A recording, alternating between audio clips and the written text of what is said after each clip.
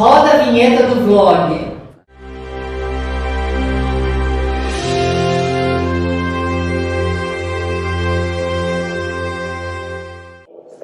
Você sabe realmente o que é a aba?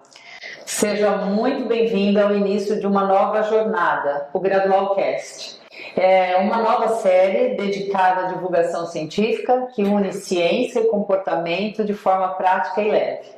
Meu nome é Leila Bagaiolo, sou cofundadora do Grupo Gradual, pioneiro no atendimento a pessoas autistas no Brasil desde 2001, com base em análise do comportamento. Sou doutora em psicologia experimental e, entre outras várias coisas, contumazmente curiosa e, portanto, apaixonada por ciência. Bom, hoje eu estou aqui com um terceiro olho, um terçol, um elemento estranho, temporariamente fusionado na vida real, mas que neste vídeo se perpetuará conosco.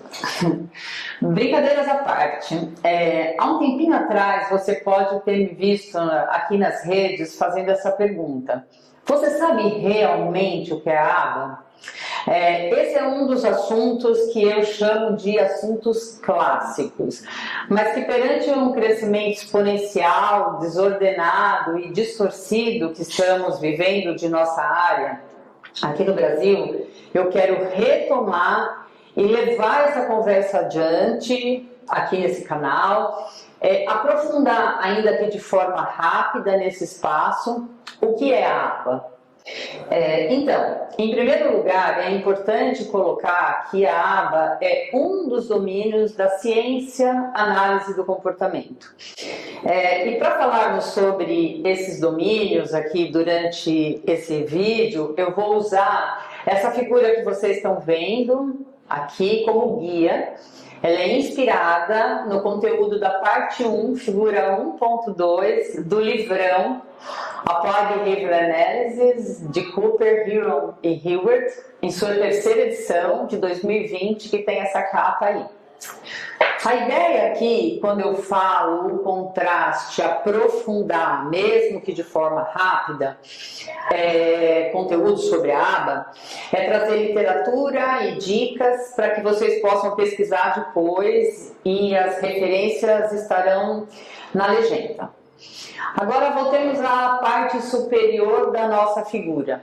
Aqui estão representados os 4 domínios da análise do comportamento em um contínuo, que juntos sustentam a ciência análise do comportamento com os domínios da filosofia, o behaviorismo radical, a análise experimental do comportamento, a análise do comportamento aplicada, a aba, e as práticas profissionais.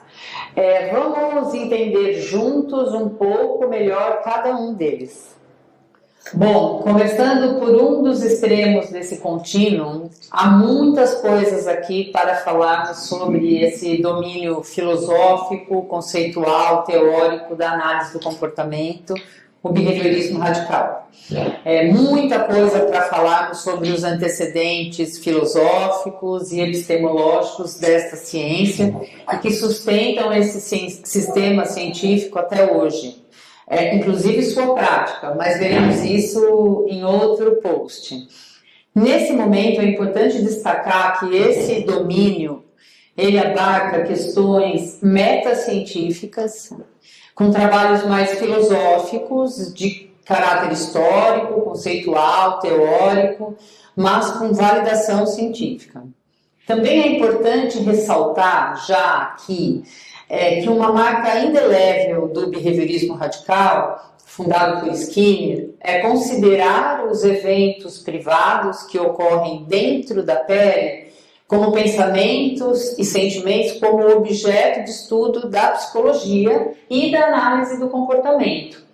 E daí o radical, esse nome que significa raiz.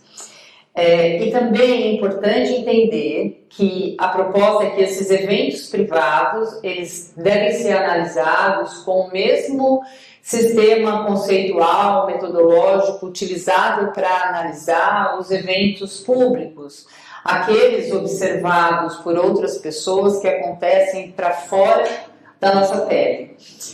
Isso é bem importante, esse ponto, e difere a filosofia do behaviorismo proposto por Skinner, o behaviorismo radical, de outros behaviorismos.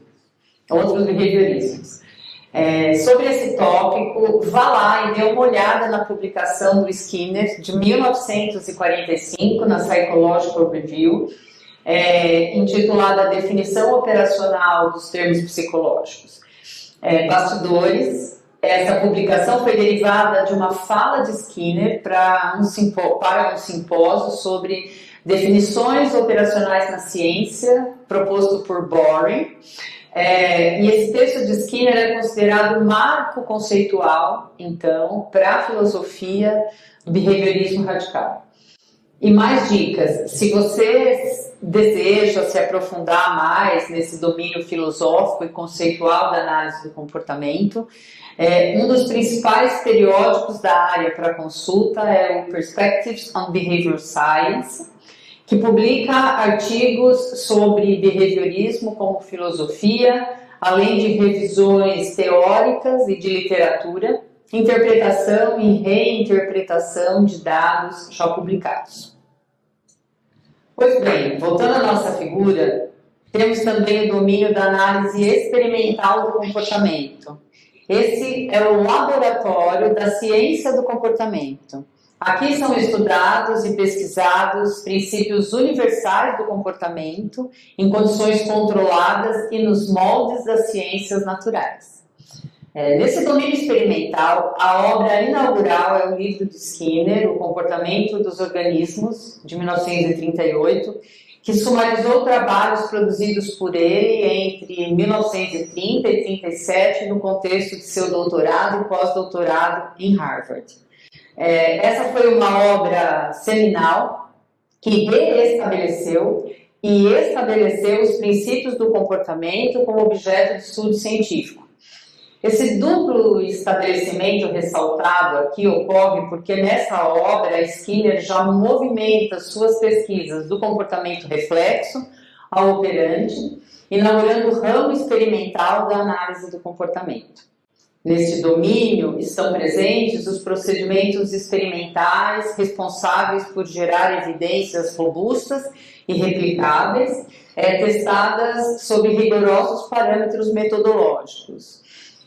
A metodologia do sujeito único, o teste de como mudanças no ambiente afetam o comportamento por meio da manipulação das variáveis independentes, as VIs, e observando seus efeitos nas variáveis dependentes, as VDs, e ainda, para garantir maior confiabilidade, são utilizados procedimentos como, por exemplo, vários tipos de linhas de base múltipla, de linhas de base e reversões, comparando o comportamento antes, durante e depois, após a intervenção.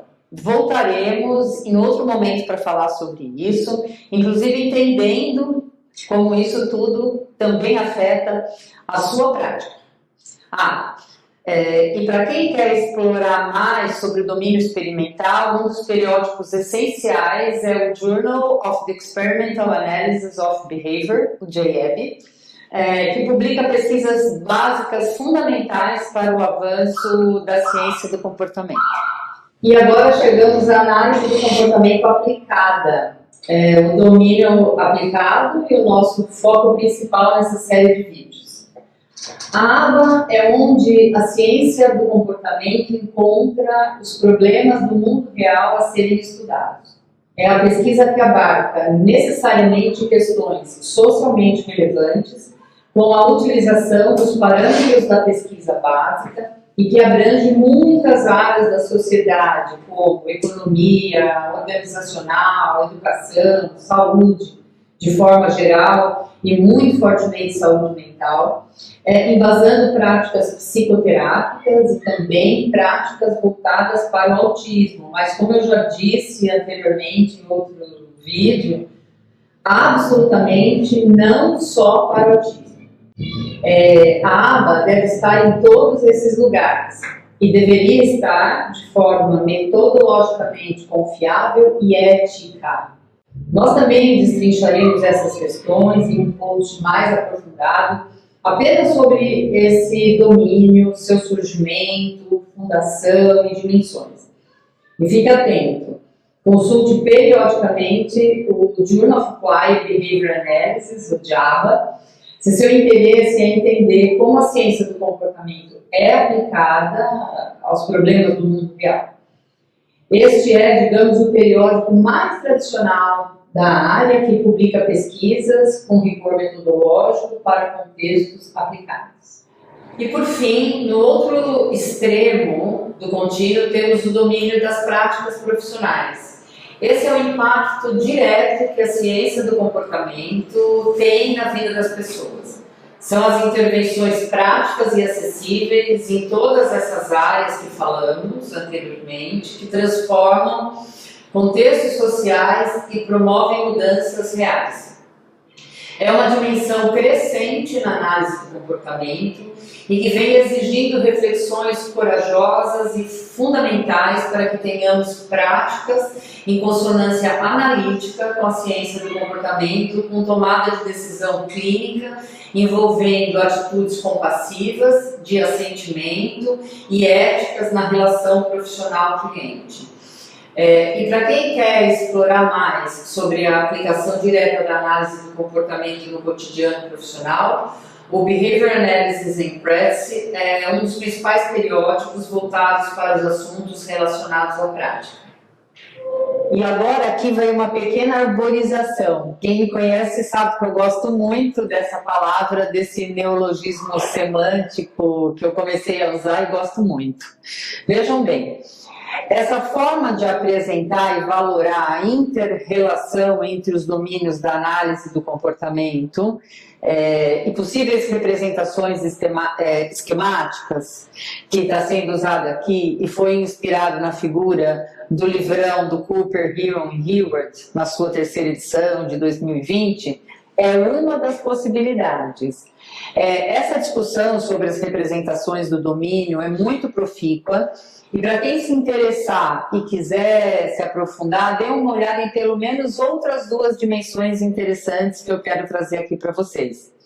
Uma delas está no texto de Moore e Cooper, 2003, que a partir de uma revisão histórica entre os três domínios, experimental, aplicado e prestação de serviços, destaca os parâmetros de precisão metodológica, uso do tempo do profissional com questões de aplicabilidade, formalização da formação e distinção entre os papéis profissionais, como diferenciação entre esses três domínios. Além disso, esses autores, Moore e Cooper, sugerem que a filosofia da análise do comportamento, o behaviorismo radical, que informaria, digamos assim, de forma predominante esses outros domínios.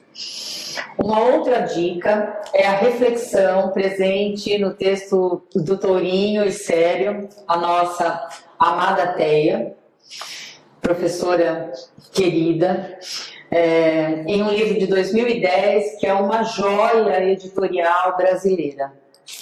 Vale conferir. No capítulo 1, Definições Contemporâneas da Análise do Comportamento, os autores propõem o termo saber disciplina multidimensional para a análise do comportamento e retomam a figura do triângulo epistêmico que o Tourinho vinha apresentando desde 99 e 2003. O interessante aqui no triângulo epistêmico é que diferentes produções podem estar localizadas em diferentes posições dentro dessa figura, mais próximas ou não desses três vértices, a depender da sua natureza mais conceitual, experimental ou aplicada. Vale muito a leitura do livro e do capítulo. E agora, não menos importante, na nossa figura base, com os 4 domínios se interrelacionando e se informando, é a pesquisa translacional.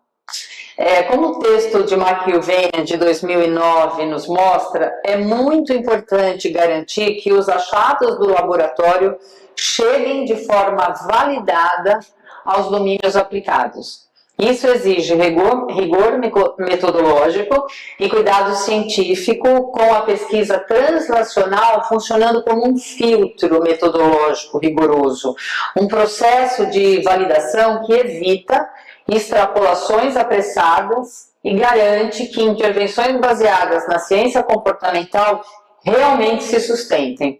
Em termos simples, se um princípio do comportamento funciona sob controle experimental, isso não significa automaticamente que ele funcionará em uma sala de aula, em um hospital ou um plano de ensino individualizado para uma criança autista. A pesquisa translacional, ela trabalha exatamente nessa ponte, ajustando, testando, refinando, antes de levar para o campo aplicado.